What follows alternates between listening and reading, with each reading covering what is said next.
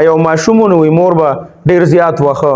نو چې کله به مو وخه سم به وخه نو په جړه جړه کې براغه نو پلار ته به وی بابا وی ته ډیر غټ جادوګره وی ته ډیر غټ جادوګره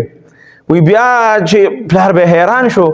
چې سور ورځو پکې بیا تیر شو ماشوم به چرته بیا غلطي وکړه نو دی بیا په جړه جړه راغې نو پلار ته به چې بابا ته ډیر غټ جادوګره پلار حیران شو چې دا ولې یاره ولته مور وخی او دی راشي به ما پسې چې ته ډیر غټ جادوګره